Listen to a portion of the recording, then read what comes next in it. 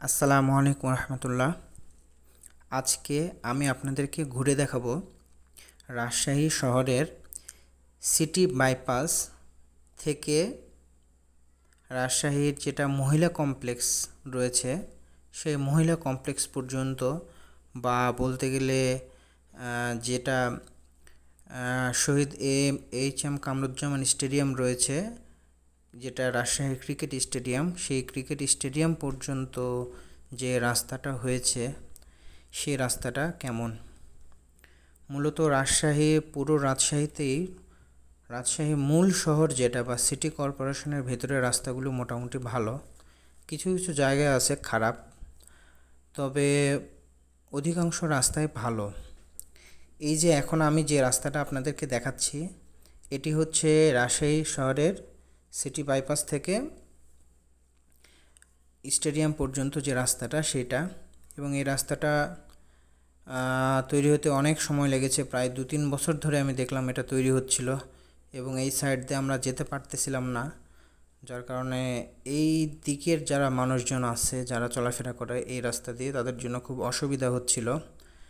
তো এই রাস্তাটা করে ভালো করছে, অবশ্যই এটা একটা ভালো দিক।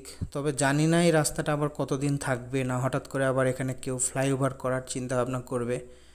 কারণ আমি একটা কথা এর আগে আমার একটা ভিডিওতে বলছি যে বহরমপুর থেকে যেটা কোর্ট স্টেশন বা কাশিয়াডাঙ্গা পর্যন্ত যে রাস্তাটা চলে গেছে, সেই রাস্তাটা 2021 সালে করে, মানে নতুন রাস্তা করে উদ্বোধন করা হয়েছে 2021 সালে, এবং সেই সময়টাতে আমি ছিলাম, আমার মনে আছে স্পষ্ট।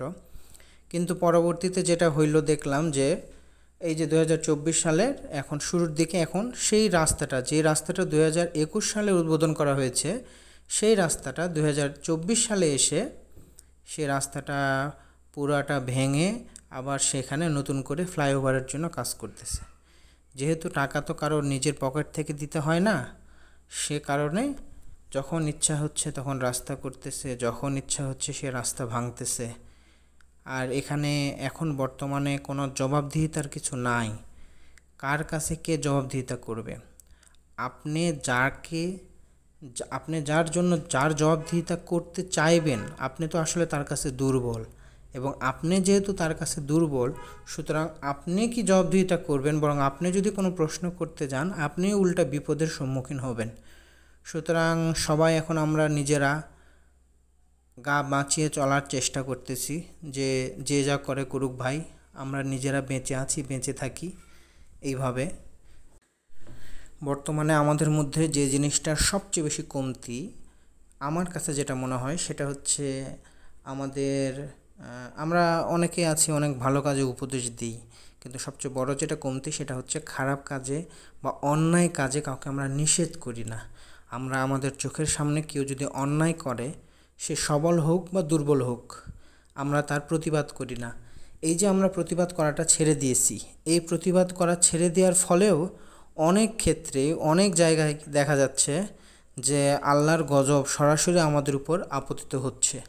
হয় সেটা এই যে গ্রীষ্মকালীন সময়ে অনেক বেশি গরম দিয়ে হোক, বা বর্ষার সময় ছাড়া অন্য সময় হঠাৎ অনেক বেশি বৃষ্টি, অতিবৃষ্টি বা অনাবৃষ্টি, খরা, বা অন্য যে কোনোভাবে বজ্রপাত ইত্যাদি, যে কোনোভাবেই, তারপরে হতে পারে ভূমিকম্প ইত্যাদি, যে কোনোভাবেই আল্লাহ সুবহানাহু ওয়া তাআলার যে গজব, এই গজবের মধ্যে আমরা পড়তেছি।